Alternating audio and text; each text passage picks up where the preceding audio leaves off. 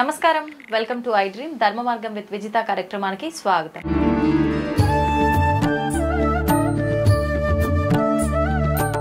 నమస్తే అండి. మామూలుగా మనం ప్రతి ఇంట్లో కూడా నిత్య దీపారాధన అనేది ఖచ్చితంగా చేయాల్సిందే అని చెప్పి మనకు పెద్దవాళ్ళ నుంచి కూడా వింటూనే ఉన్నాము. ఇప్పుడు కూడా ప్రతి ఒక్కరు అదే చెప్తూ ఉంటారు. కానీ నిత్య దీపారాధన చేసే విషయంలో కూడా ఒక్కొక్క దీపారాధనను బట్టి ఒక్కొక్కటి, అంటే దీపారాధనకు కూడా ఒక లక్షణం అనేది ఉంటుంది అని చెప్పి అంటుంటారు. అంటే పలానా దీపం పెట్టడం వల్ల ఇటువంటి ఫలితము, ఇది చేయడం వల్ల ఈ దోషం తొలగిపోతుంది, ఈ రకంగా మాట్లాడుకోవచ్చు మామూలుగా అందరికీ అర్థమయ్యేలా. అంటే నిజంగా ఎటువంటి దీపారాధన వల్ల ఎటువంటి లక్షణం ఉంటుంది, ఏ ఫలితం కలుగుతుందో తెలియజేయండి. శ్రీ గురుభ్యో నమః. శ్రీ మహాగణాధిపతే నమః. శ్రీ మహాసరస్వత్యై నమః. హరి ఓం. శ్రీమాత్రే నమః. మనము దీపారాధన, దీపం అంటేనే వెలుగుని, జ్ఞానాన్ని సంకేతం. ఈ దీపం వెలిగించడం ఆంతర్యం ఏంటంటే, స్వామి మన యొక్క సోల్ అంటే మన యొక్క దేహంలో దీపం అంటే ఆత్మస్వరూపమే దీపం. దీన్ని మనం ఏ విధంగా అర్పితం చేస్తామనేది ఇక్కడ విషయం. అయితే ఇక్కడ షోడశ ఉపచార పూజల్లో కూడా దీపానికి ఒక ప్రాముఖ్యం ఉంది. మీరు ఇంకో విషయం చెప్పాలంటే, ఎండోన్మెంట్ మినిస్ట్రీ అంటే ఎండోన్మెంట్ డిపార్ట్మెంట్లో నుంచి కూడా మీకు ఒక పదం వెళ్తూ ఉంటుంది, ధూపదీప నైవేద్యాలు అని. అంటే ఈ మూడింటికి అంత ప్రాధాన్యం ఉంది. ధూపం ఏంటంటే భక్తికి సంకేతం. అంటే మన భక్తిని ఏ విధంగా చాటుకుంటామో, ధ్యానంలో ఉంటామనేది ధూపంతో. దీపము జ్ఞానాన్ని చూపించేది, నైవేద్యము ఆత్మస్వరూపాన్ని నిర్దేశించేది. ఇది ధూపం, దీపం, నైవేద్యం ప్రధాన లక్షణం.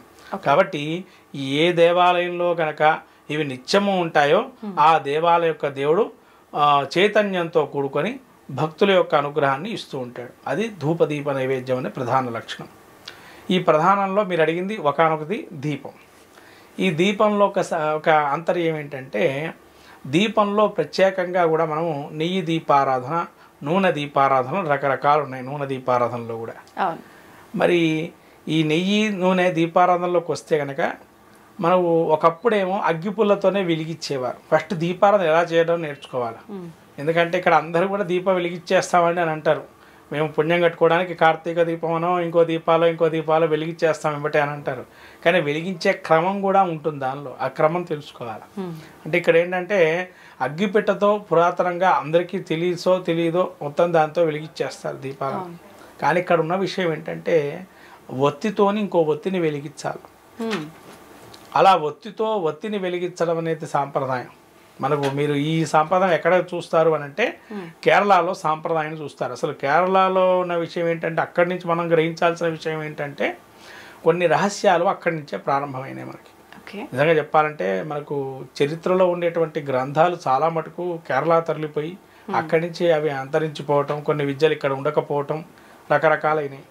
కాబట్టి ఈ దీపం యొక్క ప్రాముఖ్యం ఏంటంటే, ఇక్కడ మనం వెలిగించేటప్పుడు ముఖ్యంగా అగరబత్తితో వెలిగించడం అనేది నేర్చుకోండి. కనీసం వత్తి లేకపోయినా అగరబత్తితో. ఇది ఎందుకంటే ఉన్న విషయం స్వీయంగా అనుభవంలో చెబుతున్నాను నేను. ఇది అగరబత్తితో వెలిగించినట్లయితే మీకు ఏ కోరికైనా త్వరగతిన నెరవేరుతుంది దీపారాధన చేసేటప్పుడు. ఇది స్వీయంగా అనుభవంలో చెబుతున్నాను. ఎన్నో సంవత్సరాలు చేసిన తర్వాత అనుభవంలోకి వచ్చింది. కాబట్టి ఎక్కడైనా కానీ అగరబత్తితో దీపారాధన చేయడం, అగరబత్తిలో ఉన్న కూడా కర్రనే ఉంటుంది కదండి. అంటే దానిలో మీకు పైన ఫ్రాగ్రెన్స్ వేస్తారు కదండి, అది సుగంధంతో సమానం. కాబట్టి ఆ సుగంధంతో వెలిగించడం కూడా, అగ్నిహోత్రాన్ని వెలిగించడం చాలా మంచిది. అగరు అంటారు. మీకు పురాణాల్లోకి వెళ్తే భవిష్య పురాణంలో ఇట్లాంటివి రకరకాల అగరబత్తులు పొగలు ఉంటాయి. దాంతో కూడా ఆరాధన చేయమన్నారు. అగర్ లాంటివి రకరకాల ఉంటాయి ధూపాలకు సంబంధించి. కాబట్టి ఇలా మనం చూసుకుంటూ వెళ్ళినట్లయితే దీపం యొక్క ప్రాముఖ్యం ఏంటంటే, 3 వత్తులని ఏకం చేయటం. సాధ్యం త్రివర్తి సంయుక్తం అంటే 3 వత్తులని ఒకటే రూపంలో పూజ చేయడం అనేది మనం ఇక్కడ కనబడుతుంది శ్లోకంలో మాత్రం, మంత్రంలో మాత్రం. కానీ అందరూ బయట ఏం చేస్తున్నారంటే 2 వత్తులు వేయటం జరుగుతుంది. ఏకవత్తు ఎప్పుడైనా మరణిస్తే వేస్తున్నారు. అప్పుడు ఈ అంటే అందులో కూడా ద్వివత్తు అంటే 2 వత్తులు కలిపి ఒక వత్తుగా చేస్తున్నారు. ఇప్పుడు ఇక్కడ ఏం చేస్తున్నారు, రోజు దీపారాధనలో, నిత్య దీపారాధనలో అంటే అందరూ కూడా 2 వత్తుల్ని కలిపేసేసి 2 ఒక దగ్గర, ఇంకో 2 ఒక దగ్గర, అలా 2 వత్తులు దీపారాధన చేస్తున్నారు ఈ ప్రకారంలో. ఓకే. 2 ఒత్తులు పెట్టి దీపారాధన చేస్తున్నారు. అక్కడ ఇన్స్టాంట్గా ఇంకొక 3 త్రివర్తి పెట్టి 1 పెట్టియండి, 1 2 పెట్టండి. 1 మీకు అనిపిస్తే కనుక అట్లా అనిపించినట్లయితే ఒక దానిలో 3 ఒత్తులు కలిపి ఒక ఒత్తిని వెలిగించండి, 2 ఒత్తులు కలిపి ఒక దీపంగా వెలిగించండి. అలా వెలిగించడం వల్ల ఇక్కడ 5 ఇటుపక్క 5 2 5 5 10 అవుతాయి. అంటే ప్రతి దిశను మీరు ఆరాధన చేసిన వాళ్ళు అవుతారు ఇక్కడ. అదొకటి. రెండవది, దీపం ఎటువైపు ఉండాలండి దీపం వెలిగిస్తే అని ఒక డౌట్ ఉంటుంది అందరికీ కూడా. ఎక్కడెక్కడ దీపారాధన మనం పెట్టుకోవాలి ఏంటి అనేది. దీపారాధన కూడా మనం పెట్టుకునేటప్పుడు తూర్పు వైపున ప్రాధాన్యం ఎక్కువ. తూర్పు వైపు ఉండేటువంటి దీపాన్ని దేవతా ప్రీతి, సకల దేవతా ప్రీతి అంటారు. ఉత్తరంలో ఉండేటువంటి దేవతా ప్రీతి ఏంటంటే మన ధనానికి సంబంధించిన దీపాలు పెట్టుకోవడం అని ఉత్తరంలో పెట్టుకుంటాం. ఉత్తరానికి ఒత్తి ఉండేట్టుగా పెట్టడం దాన్ని ఉత్తరంలో. అందుకనే నిత్యంలో మన జీవితంలో దీపారాధన చేసేటప్పుడు మన యొక్క మందిరంలో, పూజా మందిరంలో ఒక దీపం తూర్పు వైపు, ఇంకో దీపం ఉత్తరం వైపు పెట్టుకోవడం అనేది మంచిది. ఇలా ఇది కాకుండా ఇంకొకటి వత్తి దీపం అని ఉంటుంది, ఏకవత్తి దీపం మధ్యలో. అది ఊర్ధ్వం.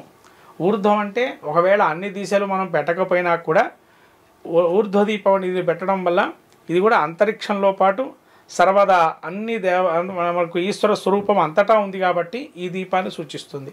అంటే ఈ 3 దిశలు దీపాన్ని పెట్టుకోవడానికి మంచివి.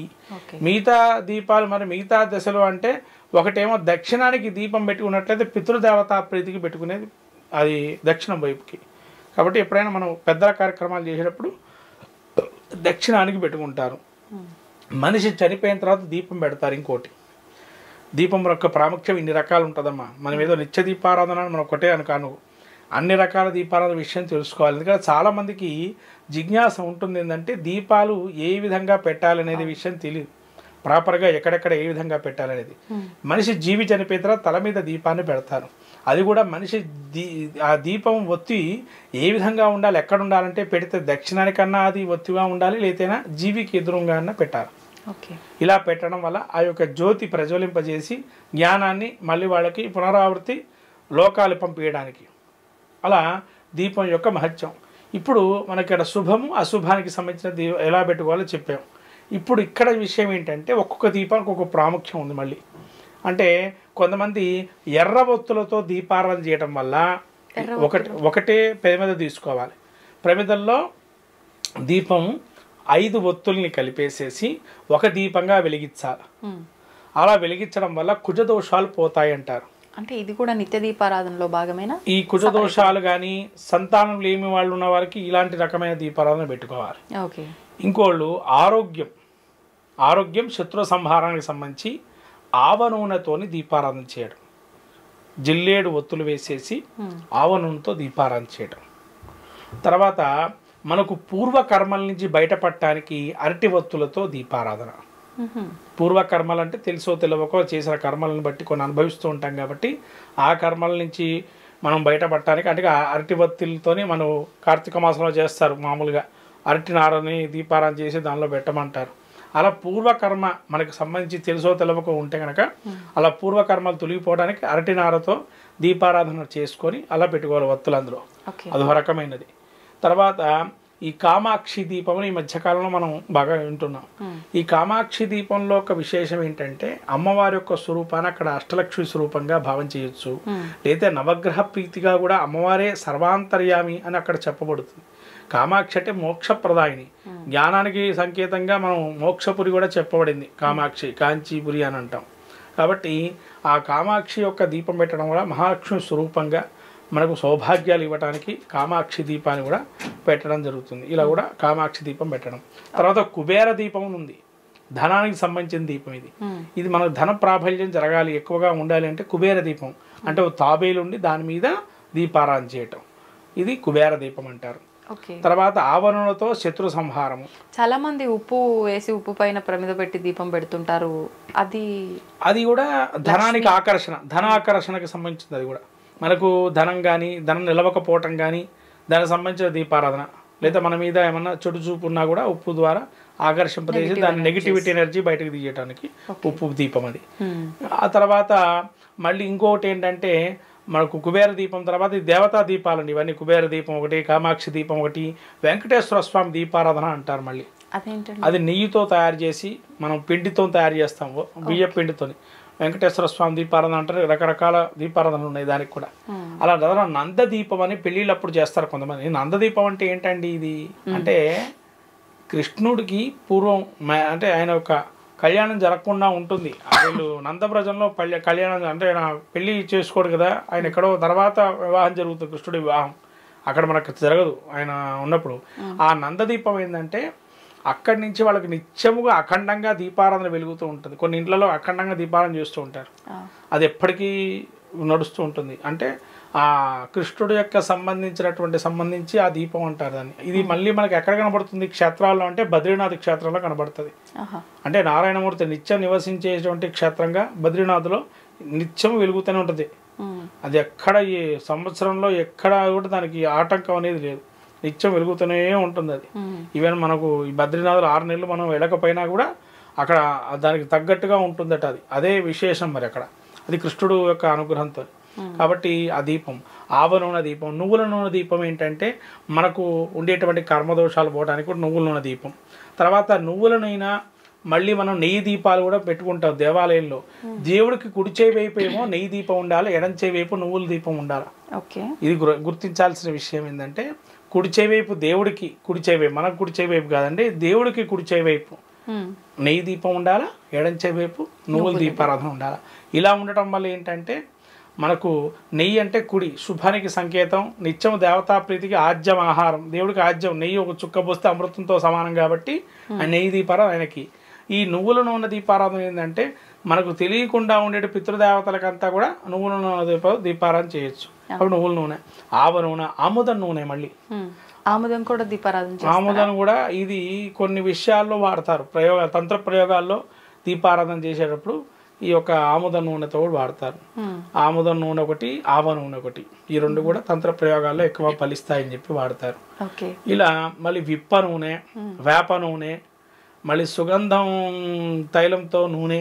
సుగంధ తైలం ఏంటంటే ఏదైనా అప్పులు కానీ లేదా మనకు కనపడిన వస్తువులు కానీ ఏదన్నా కనబడకపోతే కనుక దాంతో దీపారాధన తెల్లవారుజామున చేసి దత్తాత్రేయ స్వామి ఫోటో ముందర మనం ఏదైనా కోరుకొని స్వామివారి యొక్క జపం చేసుకోవడం, ఇలా చేయటం వల్ల కూడా శీఘ్రంగా ఫలితం ఉంటుంది. ఇది చందనం తైలంతో కానీ అది శాండిల్వుడ్ ఫ్రాగ్రెన్స్తో వచ్చే తైలం ఉంటుంది, చాలా కాస్ట్లీ ఉంటుంది, దాంతో దీపారాధన చేస్తే కనుక. ఇలా దీపాల్లో అనేక రకాలు ఉంటాయమ్మా, అంటే ఎవరి కామ్యాన్ని బట్టి వాళ్ళు దీపారాధన చేయాలి. కాబట్టి రకరకాల కామ్యాలు ఉన్నాయి. దీపారాధనలో మాత్రం మనం చేయాల్సిన ఏకైక మిస్ కాకుండా పాయింట్ ఏంటంటే అగరబత్తితో వెలిగించడం మాత్రం మర్చిపోవద్దు. 3 ఒత్తులు ఇది మాత్రం మర్చిపోద్ది పరిస్థితిలో. ఇవి చాలా పండగ గుర్తులు. ఇవి చేస్తేనే మీరు దీపారాధన యొక్క ఫలితం మీకు ఉంటుంది. ముఖ్యంగా దీపారాధన చేయగానే వదిలేయద్దు దాన్ని. దానికి కించిత్ 2 అక్షతలు కానీ, ఒక కుంకుమ కానీ, 2 పూలు కానీ, మీకు అక్కడ ఏది అందుబాటులో ఉంటే అది చేయాలి. దీపం వెలిగించేసి వదిలేయకూడదు. ఆ దీపం యొక్క కాంతే మన యొక్క స్వరూపం అనుకోవాలి. ఆత్మస్వరూపమే దేవుడికి నివేదన చేయటం. దాన్ని అంటే దాన్ని చైతన్యపరచడానికే దీపం వెలిగిస్తాం దేవుడి ముందర. స్వామి నీకు అంకితం చేస్తున్నాం ఈ తేజాన్ని, మళ్ళీ నువ్వు మాకు పరిష్కారంగా మంచి మంచి జ్ఞానాన్ని ప్రసాదించండి ఈ దీపం ద్వారా మాకని ఆ దీపాన్ని జ్వాలగా మనం వెలిగిస్తాం. అదే దీపం యొక్క ప్రధాన లక్షణం. నిజంగా చాలా విశేషాలు తెలియజేశారు. మామూలుగా నిత్య దీపారాధన అనగానే అంటే ఏ ఆయిల్ ఉపయోగించాలి ఏంటి తప్పితే ఇన్ని విషయాలు అయితే నేను మొదటిసారి వింటున్నాను. సంతోషం అండి, ధన్యవాదాలు.